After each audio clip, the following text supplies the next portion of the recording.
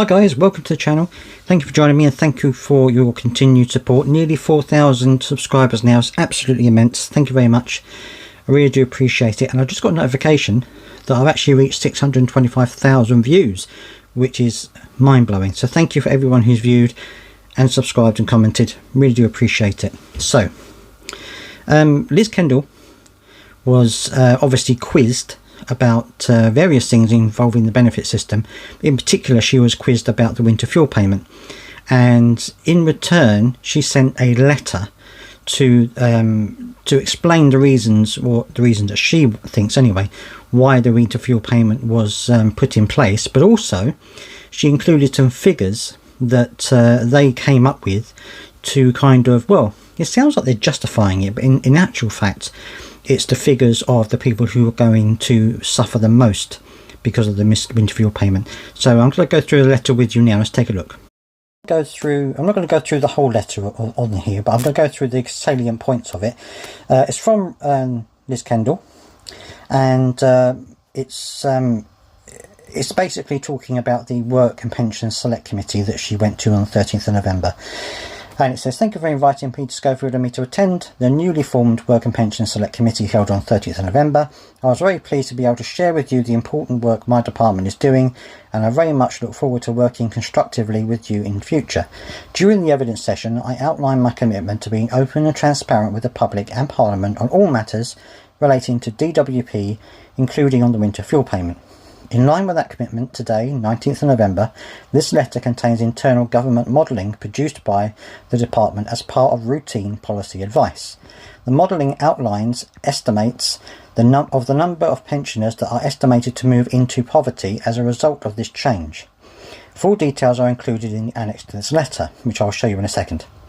At the time of the original policy decision, the internal modelling showed that compared to the numbers that would have been in poverty without this policy, restricting winter fuel payment eligibility would result in, each year in question, an estimated additional 100,000 pensioners in relative poverty after housing costs in 25-26, 50,000 in 26-27 and 27-28, and 100,000 in 28-29.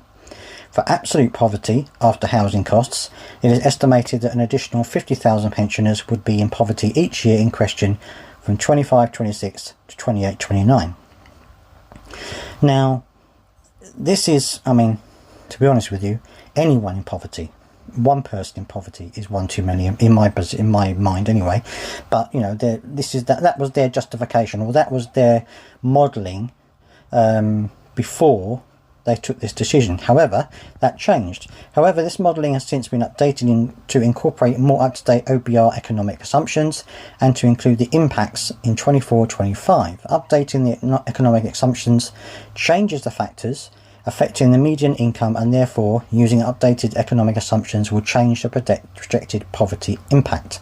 The latest modelling shows that compared to the numbers that would have been in poverty without this policy, it is estimated that in each year in question there will be an additional 50,000 pensioners in relative poverty after housing costs in 24-25, 25-26, 27-28 instead. The modelling also shows that an additional 100,000 pensioners are estimated to be in relative poverty after housing costs in 26-27, 28-29, 29-30. For all other measures of poverty, it is estimated that there will be an additional 50,000 pensioners in poverty each year from 24-25 to 29-30. An additional 50,000 pensioners going into poverty every year from now until 2030. The poverty impacts represent the change in the numbers in poverty as a result of the policy change only. They are not an estimate of the change in overall poverty each year or over time, and should not be added together or interpreted as cumulative data. It's important to note that this modelling is subject to a range of uncertainties, meaning the poverty impacts are rounded to the nearest 50,000 individuals, which should take into account when interpreting the results. This means that small variations in the underlying numbers impacted can lead to much larger changes in the rounded headline numbers. They also go on to talk about the pension credit uptake, and that this has allowed more pensioners to access benefits, including the winter fuel payment, and they're taking significant steps to to encourage those who are entitled to claim pension credit, and that they've boosted applications by 152%. For example, we have written to 120,000 pensioners in receipt of housing benefit who may also be entitled to pension credit to encourage them to claim. In the longer term, we are working to bring together the administration of pension credit and housing benefit to ensure that pensioner households receive the benefits to which they are entitled. We have also put in place extra financial support for the most vulnerable households, including pensioners, through the 150 warm home discount to help with energy bills, cold weather payments, and our extension of the household support fund. Means testing fuel payments was not a decision the government wanted or expected to make. However, blah-de-blah, £22 million black hole. Given the dire state of the public finances, it's right that we target support to those who need it most, while we continue our work to fix the foundations and stabilise the economy, which is the best way to support pensioners in the long term. And of course, their commitment to the triple lock. But the thing that strikes me here is they say, it's right that we target support to those who need it most, while also saying up here that this many thousand pensioners will drop into poverty as a result of what we've done. So, it kind of contradicts itself. They're saying, oh, we want to support those who are most vulnerable, but we're going to put an extra 50,000 pensioners into poverty because of it.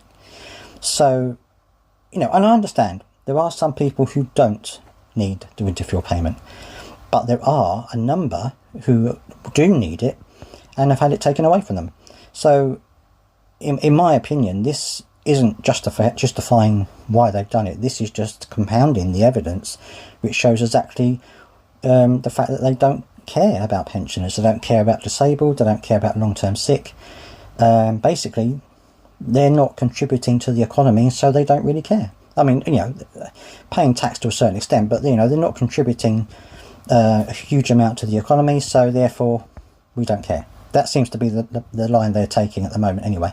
But let me know your thoughts down in the comment section about this letter and about the figures within it.